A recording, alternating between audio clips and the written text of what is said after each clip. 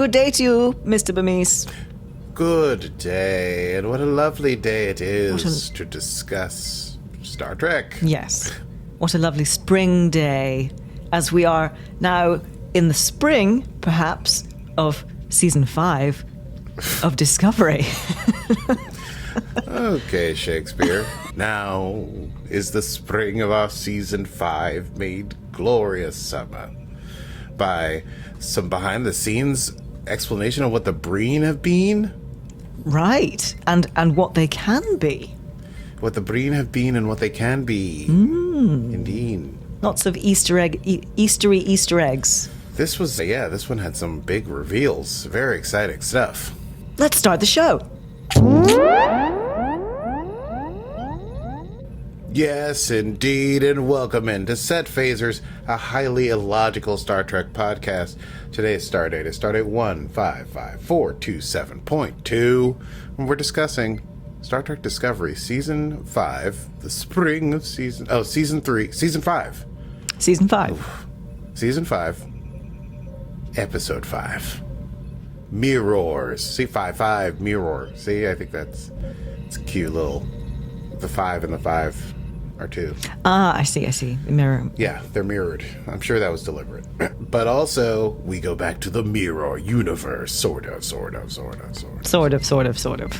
We know that the mirror universe the universes have been drifting apart, and so travel between them is impossible now.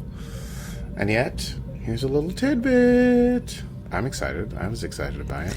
And we travel into interdimensional space yet again. It's got to go to interdimensional space. Is it? Because we went there in Voyager with species 13579 or whatever. 83579. Yep. 6575. And Enterprise, I believe. Mm-hmm. Is that yes, it? Enterprise. I don't think there was interdimensional space in TNG. No. DS9?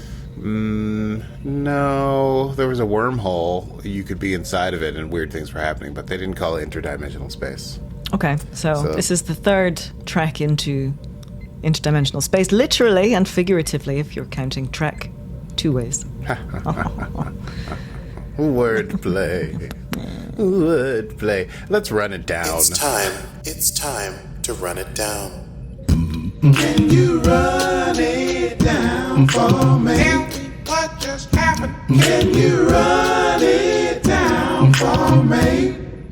It would be my pleasure. We begin with Book. Doing a book slug. He has a lot of book moments in this episode. Basically, we are where we left off. They're still at the Janal coordinates is what we'll call them. They're trying to figure out where Moll and L'ak went. They're recovering from the effects of the time bug.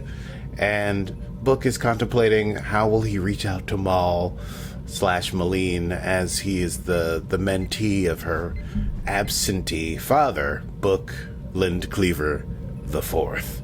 Tilly and Stamets get on the bridge and they explain, if you change the filter on the screen, you can see that the space is not empty. In fact, there's this huge, chundering, freaking wormhole thing. Not quite a sky anus, but I mean, so Sky anus. It's not one.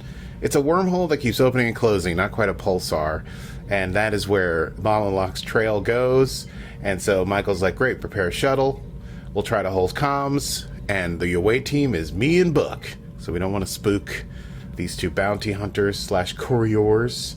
And she gives Rayner the conn. And Rayner asks to have a conversation with her in private. And basically Michael is able to discern that Rayner might be a little tentative about taking over the conn and would rather go on the away mission. But Michael has decided that this is the way it's going to be. And she believes that Rayner is up to the task, and he has his orders. The shuttle heads into the wormhole. Michael and Book talk about how Book is going to be able to reach Moll, and he thinks that, perhaps there'll be some way to connect over the memory of his mentor and her father. The wormhole is a pretty disastrous, shaky thing with lots of interdimensional space. I want to say, don't want to say roughage. What's the thing you do? Turbulence. With turbulence. And it's rough turbulence, rough air, and the ship manages to get through. Disco's back on the other side, but they lose connection with the shuttle, and there's a lot of interference because of the interdimensional space with like their holo pads and communications and stuff like that. So the shuttle is, for the time being, on its own. Meanwhile, what they discover is there's a lot of debris here in this exotic matter wormhole. A lot of ships. They see Moll and L'ak's ship looking pretty destroyed and jacked up, and then they look the other way, and they see the ISS Enterprise, the Enterprise of the Mirror Universe. So now, there's this Terran ship there that's damaged. It is very damaged. It looks like it has been sitting there for a while. As we said before, travel between the universes hasn't been possible for centuries. Why would the next clue from these mercurial scientists of 800 years ago be here? But they look for a place to dock. Meanwhile, back on Disco, Tilly's trying to boost comms. She runs into Culber. Culber seems a little bit out of sorts, and Tilly says, hey, you're there for everyone else. I'm there to talk. And he says, I'll find you later, because she's busy. Stamets and Adira are working on calculations to try and figure out how to keep the wormhole open so the ship can come back and to get the communications going and so on and so forth. Stamets has to give Adira a bit of a pep talk. That's not their fault about the time bug, even though, they were the one that brought it on board. Like, it could have been anybody. So part of the confidence, Adira's dealing with confidence issues. Rayner comes in and he's like, I need you to fix the thing in the thing. And he doesn't want to know how the cake is boiled, but he does sort of want to know how the cake is boiled. But Rayner gives him a vote of confidence in his Rayner way, in that he says, just do it, and walks away. In the wormhole, we're on the Enterprise. Holopad's still not working. Michael uses her Terran codes from her Terran self, and those are not working. But looking around the ship is distracted, thinking about Spock, and wonders if his Terran version was as ruthless as his non-Terran version. Book manages to hack the mainframe, as we used to say in the 90s about hacking, because we didn't know anything. They find out that the intermix chamber has been ejected and the shuttle pods and everything have been ejected. So there was a full evacuation of this damaged ship, which in Terran culture would be the very last resort. So why is that? Meanwhile, Michael finds 3 life signatures in the sickbay. Moll, L'ak, and a clue. Ooh.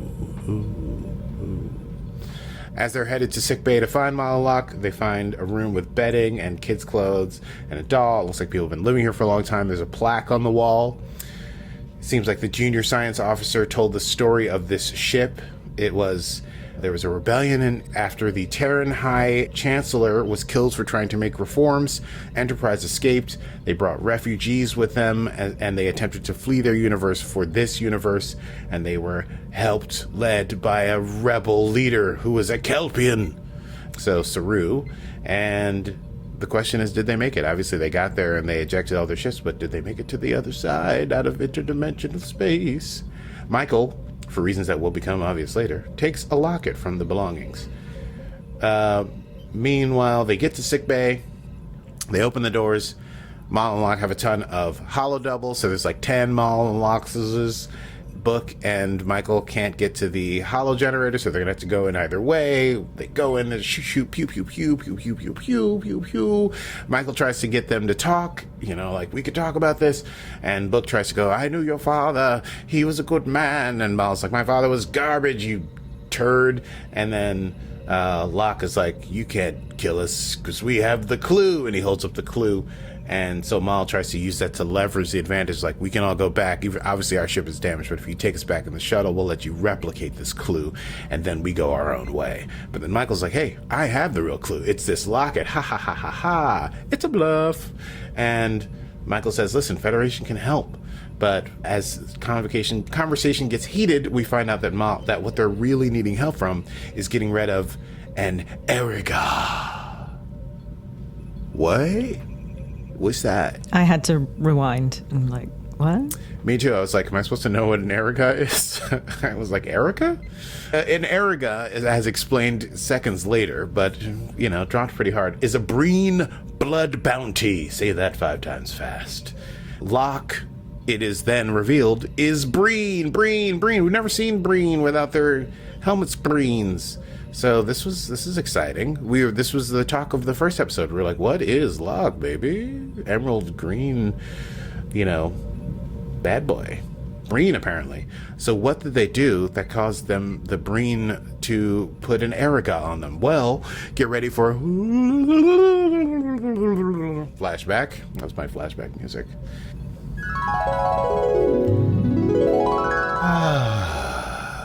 Imagine yourself on a Breen courier, and there's Moll, and you know that it's earlier in her life because her hair is longer, and she's talking to a Breen courier, and they say, someone wants to talk to you here in the loading docks, and Breen in a helmet approaches and says, word is your dilithium has been cut with impurities and I need to inspect, and he goes to inspect. They fight, and Moll recognizes the Breen, as they fight, that this Breen has the insignia of royalty and knows that there are rumors that the Primarch's nephew is not quite fitting in with the Breen hegemony. I don't know what they call their thing. They mentioned it a couple times, but there's a lot of Breen stuff. And she says, so I know it's you, L'ak, because I know all the scuttlebutt. And she's like, listen, I can help you get payback. And after some back and forth, they decide to make a deal to do shaving a little latinum off the top of things. Back to the present. Michael sees all that in their eyes and says, listen, don't let you guys being in love with each other take you down the wrong road. We know where that's, me and Book know all about that. And Book's like, you got choices. But they go back into a firefight and they bang into some stuff, and then sickbay goes into a lockdown, and so there's the force field screens, and Michael and L'ak are trapped in sickbay, and Book and Moll are trapped outside of sickbay. And so they have to do a standoff. They have to come with a truce so that Book and Moll can go back to the bridge and try to bring down these shields so that everyone can get out of there. Back to the flashback, we see that Moll and L'ak, a little while later, a romance of sorts has evolved between these two smugglers, the charismatic courier Moll and the charismatic Breen foot soldier who's been demoted to, dock duty. We see Moll giving L'ak some latinum. There's an invitation to come back to her ship, suggestively. And Moll wants to see L'ak's other face, and so they hide in her shuttle, and he reveals to her his second Breen face, this, what would you call it, energy face? Breen energy face? It felt, maybe it's felt liquidy. Liquid Universi, species 8675339. Hard to say. Yeah. It's hard to say, but obviously she understands. There's some context here that we sort of understand from their conversation, that the Breen have two faces. I think she knows about the two faces because they have lain together in a biblical way, and so they have shared secrets about one another with one another. And so she goes, oh yes, you have a secret face, my darling L'ak. Show it to me. Your face is part of you. And he says, sure. And she calls him Green Eyes, by the way, right? Green Eyes? Eyes of green? I should have written down her cute nickname for him. Anyway, they've been doing it. And so I think that's why she knows the secrets. This is a classy show. Classy and mature. I'm using euphemisms. I said doing it. Like a 13-year-old. That's what I meant. Back to the present. Okay, well, it's PG-13. Back to the present. Moll promises Book, hey, when we get these containment fields down, the truce is over. And Book's like, listen, I know that the other Book 4, stayed away from you and your mother, but he did it to protect you. Lame excuse. I was like, yeah, well, he promised to come from Caller 5, but one day he just stopped coming home, and then her mother had to get a job in the mines, and she died when Moll was 14, and Moll was all on her own, and she's like, so L'ak is the only thing that matters to me at all. Meanwhile, in sickbay, Michael and L'ak are just, in their standoff, but kind of getting bored of just standing off with one another. And Michael is able to sort of get L'ak to say, like, hey, if we were to come with you and, like, did do our time, would we be able to do our time together? Because he, reiterating what Moll said to Book, I'd rather die than be separated from her. But L'ak is like, the only thing that matters is if we can get this Eriga dropped, and they are very hard to get Erigas dropped. On the bridge, security system is firewalled. Book tries to reach out to Moll, explaining that he and Michael were couriers for a year or two before the Federation stuff happened. And the Book, he says that Book 4, his mentor, Brooklyn Cleaver the Fourth, talks a lot about Moll, and that it was clear that he loved her, and he apologizes for what she went through, hating her father for a long time. Back in the flashback, Moll and L'ak doing a little kissy late at night on the deck of the Breen ship. Dude, do we have a kissy song? Kissy. Yeah, Yes. we do. That's what they're so mature. doing. This is absolutely on theme for us. It shows that there's precedent for me calling it, doing it. Oh, God, that really distracted me. Oh, so Moll has new contacts in the Emerald Chain, and she's going to have to go away because she needs to make more latinum, and she's like, sort of inviting L'ak to go with her, and L'ak is like, what do you need all the latinum for? And she explains that there's a colony in the Gamma Quadrant that she could go to, and she invites him to go, and then they are discovered by the Breen Primarch of the Sixth Flight, who marches over to their hiding space, takes down the hollow, and they are revealed. Back to present day, Moll is done waiting. She's going to make a power surge that could, sort of cause everything in the ship to shut down. However, she does it impulsively and causes an explosion, which causes the ship to go into a spiral. There's no control. The fields do go down. Michael and L'ak, meanwhile, in the sickbay, start to fight, and Michael, obviously bluffing with the clues, trying to get the clue away from L'ak. The impulse engines overload. The disco shuttle is torn away. Now they're stuck. They're going to have impact with the wormhole aperture in 8 minutes. Moll tries to tell Book to stay behind, but he says he won't let anything happen to Michael or to Moll because of their relationship. He offers up his phaser and gives her a choice, and she says, fine, come with me. And they go to head to Michael and L'ak. In sickbay, Michael and L'ak are fighting.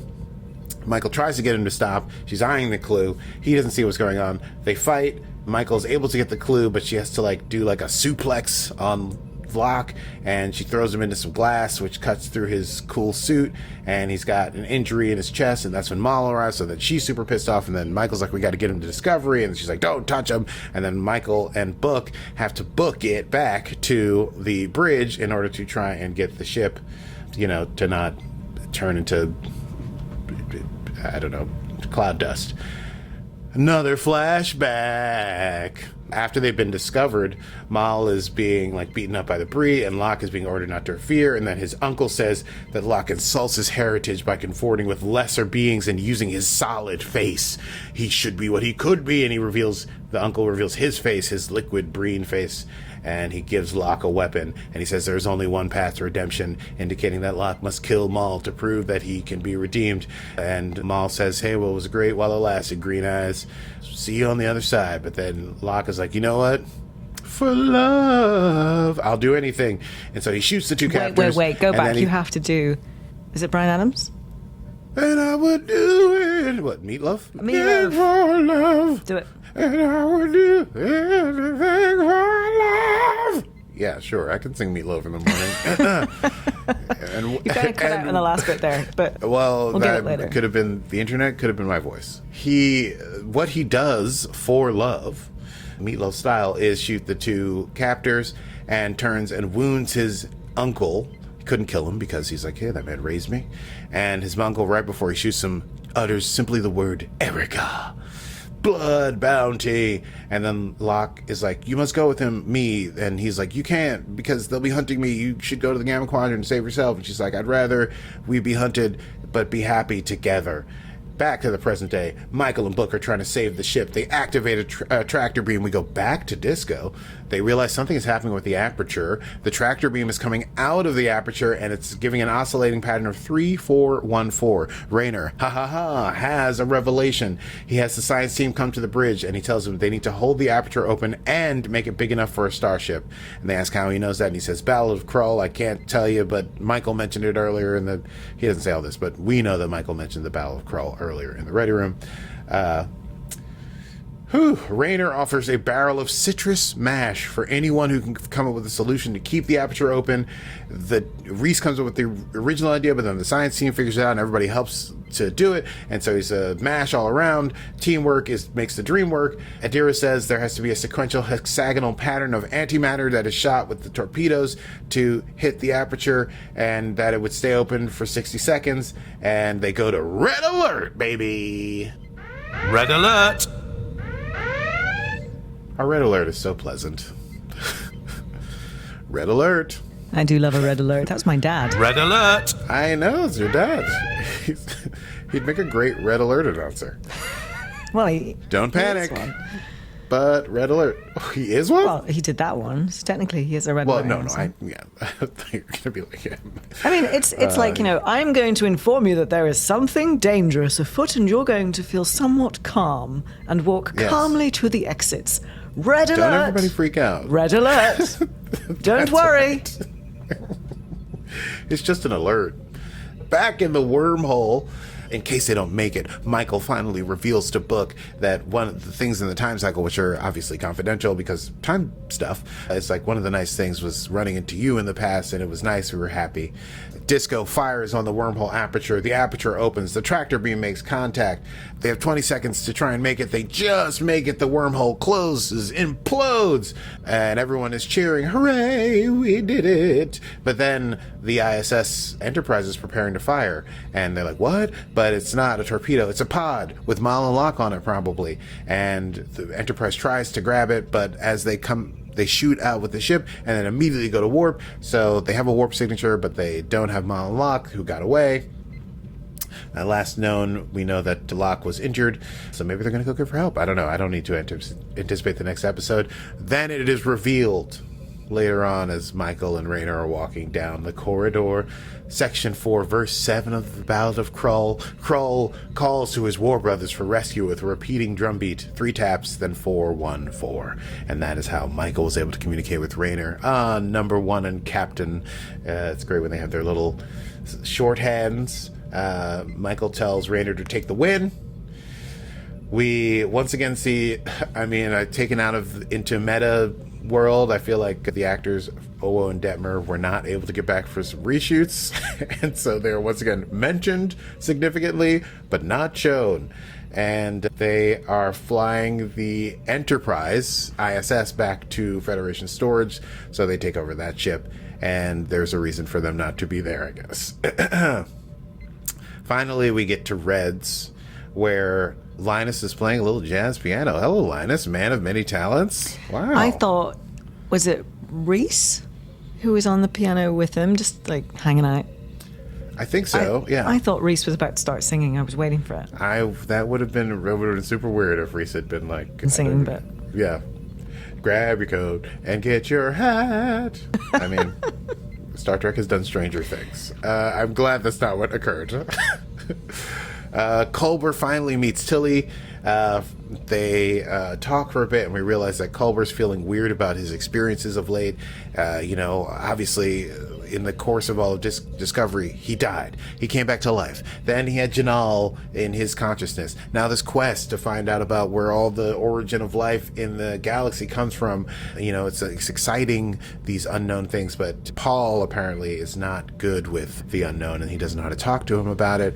And Tilly's like, hey, these are complicated times. You'll find a way. It's just don't freak out too much about science versus, sort of woo-woo weird stuff. That's just what we do here at the edge of discovery. Meanwhile, Book and Michael have a little debrief. Moll and L'ak are still in the wind, but along with the clue was a vial of some sort of juice or liquid. I'm going to go with juice. DNA juice. People juice. That DNA sounds weird. juice. Not people juice. DNA juice.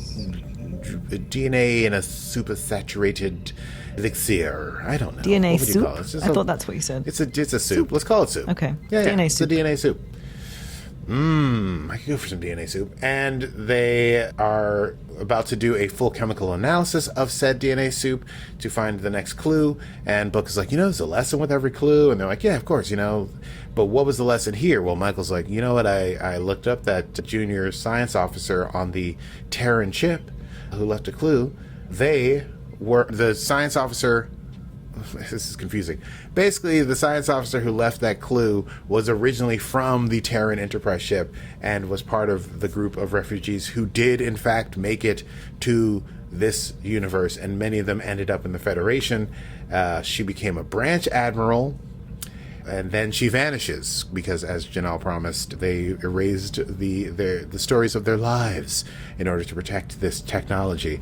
But we learn that the Terrans made it, that one of them worked their way up in the Federation, and that left that clue. And maybe that is the lesson, shaping the future despite impossible odds. The Enterprise heads out, and Samus is ready for the vial. And here endeth episode 5 of season 5 of Star Trek Discovery. Let's chat about that.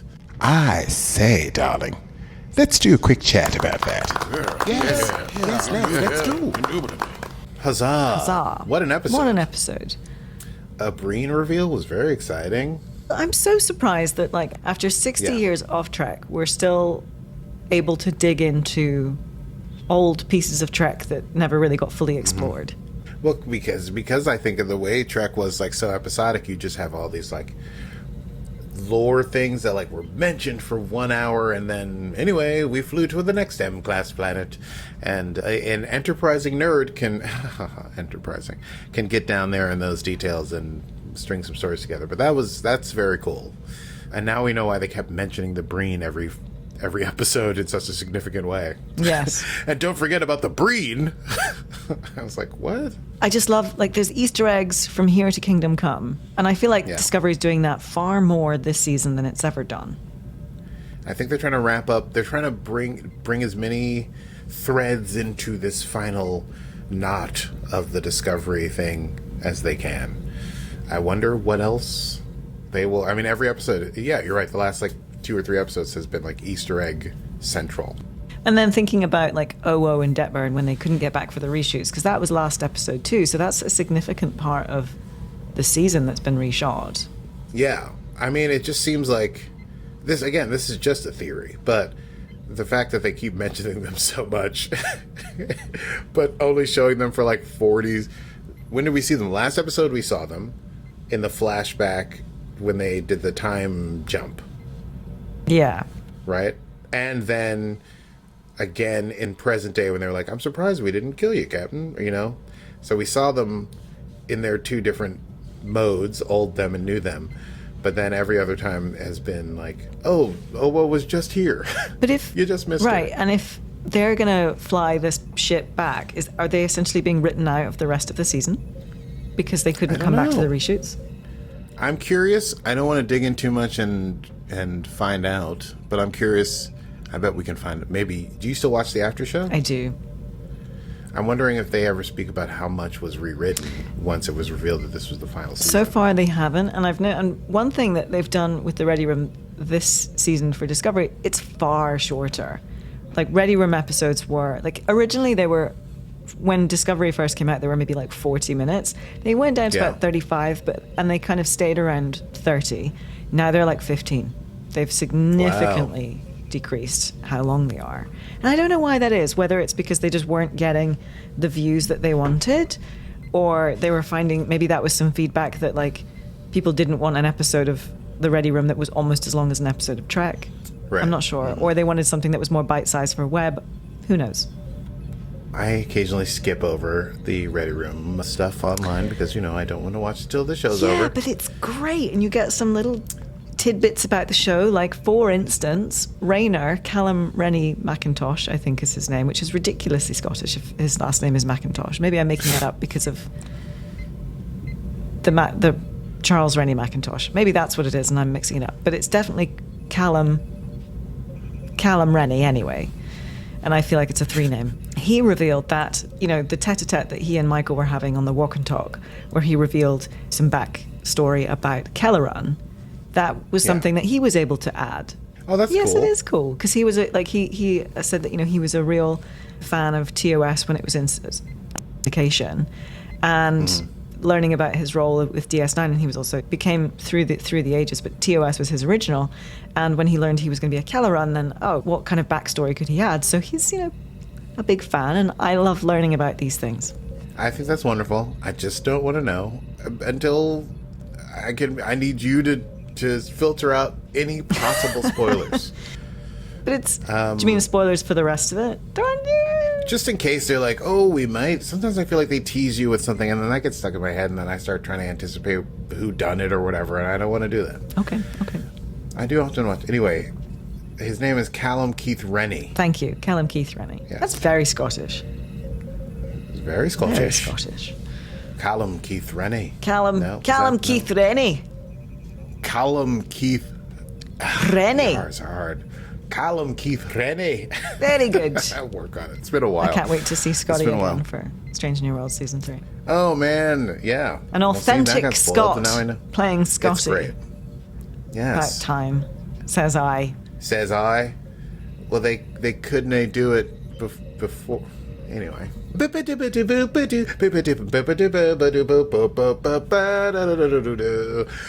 back, ladies and gentlemen, to Set Phasers. We go immediately, as always, to the Easter egg desk with Stevie Man. Stevie, how are you today? Well, hi there, Akie. I'm well. It is a delight to be back on my Easter egg desk. So many Easter eggs today. And I will run through them quickly because there's plenty of them.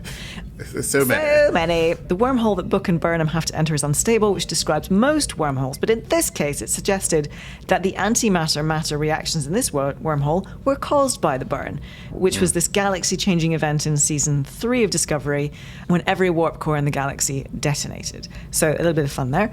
We obviously had the ISS Enterprise, which we were teased with, I forget when, but we were quite early on. Oh my God. Might have been in the trailer, actually. That's Was it right, in the yes, trailer? Yeah. I think Yeah. so. And Book says right away, ISS, that's Mirror Universe. And we hear the Mirror Universe music. Yes, we Delightful. do. This is a huge Easter egg, and various other Easter eggs follow. The ISS Enterprise was last seen in Star Trek canon in the original series, episode Mirror, Mirror. So chronologically, in both our world and the Trek timeline, this is its second appearance, which is super fun. Whoa! Indeed. Whoa! The bridge and sick pay of the ISS Enterprise are, I'm sure you would have noticed, the sets from Strange New Worlds. Yes. So Discovery was filmed between seasons of Strange New Worlds. So it looks very, very familiar. There are several versions of the Terran Empire logo that are seen throughout this ship, which match with the Terran Empire logo from Discovery Season 1 and 3, which differ from the Terran logo from the original series. Yes. Yes. Eagle eye there. Yes. And let's see, we have Mirror Spock, and Burnham says, she references and she's like, oh, that was my brother's station. And, Book reads the version of the story where he says the Terran High Chancellor was killed for trying to make reforms. And in the Deep Space Nine episode crossover, we learned that the leader of the Terran Empire was Spock, and that Spock was trying to reform the Terran Empire, led to Earth being taken over in the 24th century by the Cardassian Klingon alliance. And so, she says, I'm sure he was just as ruthless as the rest, though, which we know is not true from the rest of Trek canon. Yeah. Wow. And he, in fact, Mirror Spock spared Prime Kirk in Mirror, Mirror to then become leader of the entire Terran Empire. That's right. Super fun. You've got it. Let's see, we had Saru in the Mirror Universe. So Book mentions that the ISS Enterprise escaped with the help of a Kelpian. The help of a Kelpian. Slave turned rebel leader, obviously referencing the events of Terra Firma Part 2 from Discovery Season 3. So I love that we're referencing our own season there. So this was when Georgia went back to the Mirror Universe and created a kind of pocket timeline in which she died at a different time, and Saru was free to become a rebel leader. And at that time, it wasn't clear if this changed the timeline of the Mirror Universe or the timeline of Discovery Season 1, but the mention of a Mirror Saru, who is a rebel, suggests that some version of the timeline might have occurred after all. Hello. Now, the Breen. I have 8 fun facts about the Breen. 8 fun facts. Let's that do we this. learned from the Breen All in right. this episode. So, we have... Number 1, we learned that L'ak is a Breen. So... yes, we'll just go with that. Number 1. We That's knew good. that something was coming, but we weren't sure what it was. So We didn't know it was going to be we that. didn't know, and so the flashback that we get confirms that he's a Breen, albeit without the helmet and refrigeration suit. Number 2, Moll used to sell dilithium to the Breen Imperium. and she was cutting the dilithium supply with impurities. So the Breen supply was considerably watered down.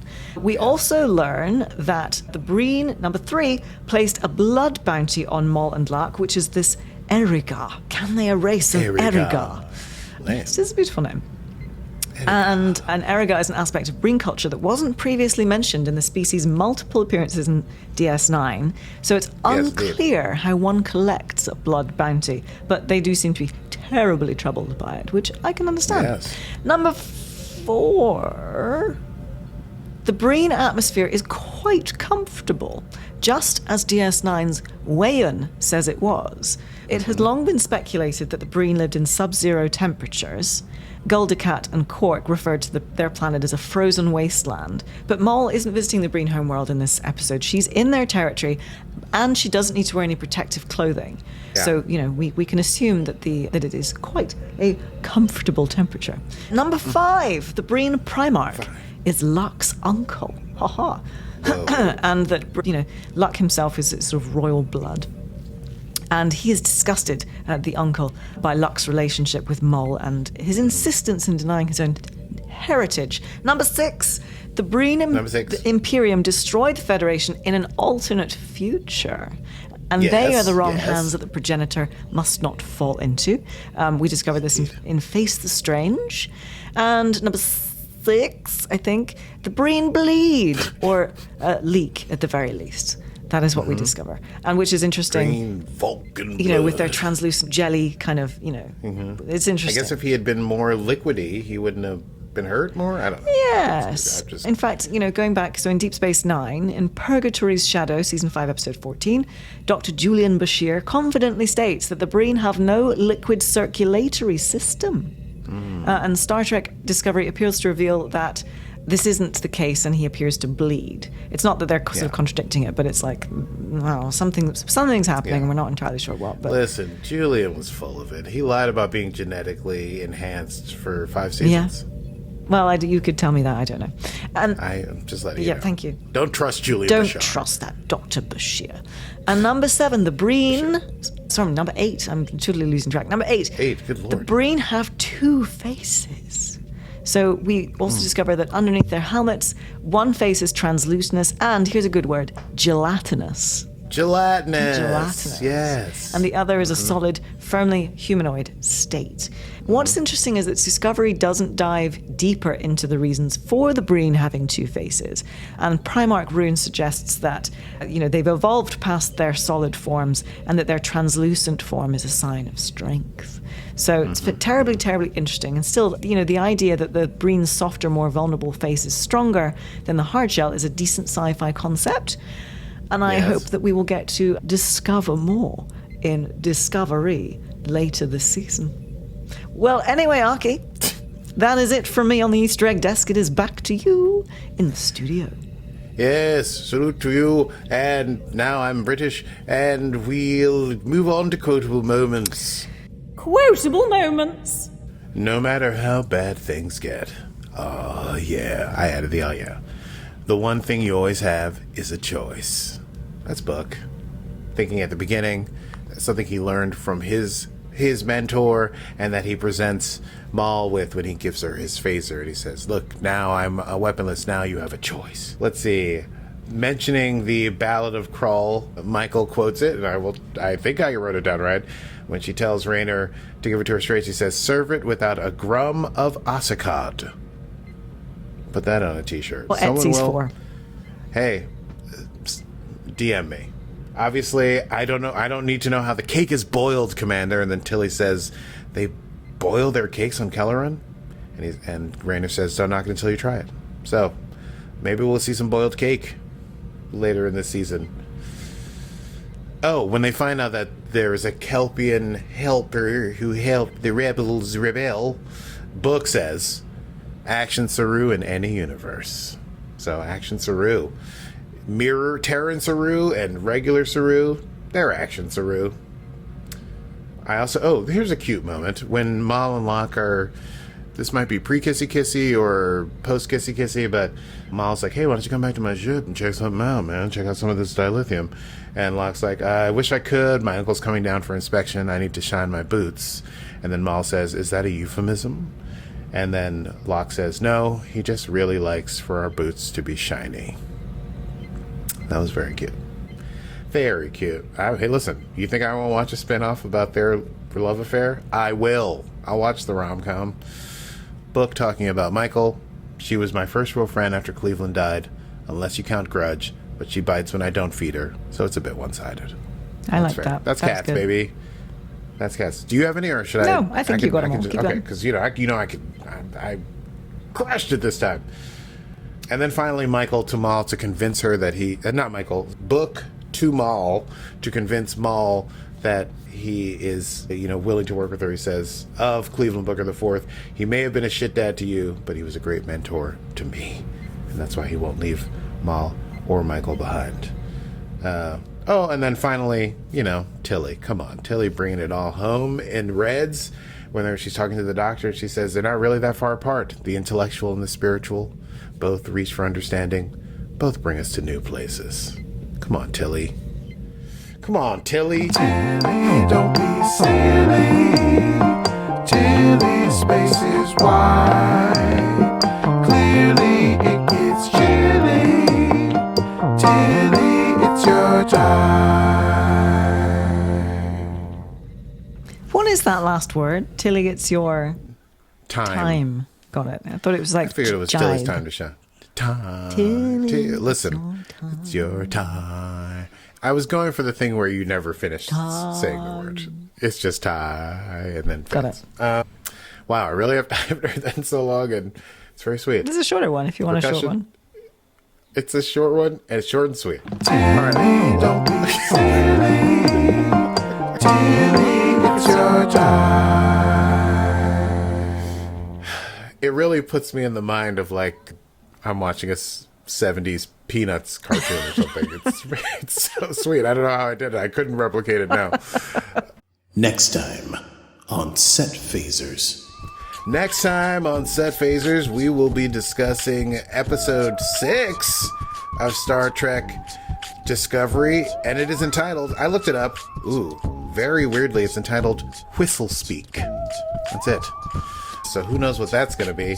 But thank you so much for listening to this program. If you enjoyed it, you can find other such programs recorded by us wherever you get your podcasts from, and also in other places, apparently. Stevie? Yes, we are now on the YouTube. You too can YouTube. Yes, you too can YouTube. YouTube with us. Do subscribe. We're at Set Phasers Podcast on YouTube. And my shorts game is on fire right now. Truly on fire. Truly. I'm shocked. Yeah. I'm not shocked. I'm but, shocked. It's a nice surprise. We went a little viral last week. A little video about our 40-year mystery, 47-year mystery, went a little viral. A little video. Yes, it did. It was a little viral. It did. Yes, it did. It did. Yes. So do follow us there. You can listen to the podcast on YouTube Music if you prefer, or watch the video version there, or you can get some of the quick clips of, our Easter eggs, our Star Trek news time. Some of perhaps our quotable moments will be there. But whatever you desire in Star Trek universe and galaxy and world, we have it for you, and it is at our YouTube channel, Set Phasers Podcast. Yes. Also, you can join us on our Patreon if you want to discover more of what Discovery has in store for us. God, that wordplay I haven't used in 4 years. Go to patreon.com/setphasers and join the conversation. We are running out of time to do our monthly viewer thing, but I will do something this month or early in May. So if you join up soon, you could join us in watching. Maybe we'll watch a little, I don't know. Gosh, there's so many episodes being referenced. We'll have to watch something. We have to watch the chase. We got to watch the chase. Yeah. Okay. Yeah. Well, that is it from me. I am Stevie Bands. And you want me to take the win? I can do that. And this has been Set Phasers, a highly illogical Star Trek podcast. Computer. End program. My microphone's always in front of my hand.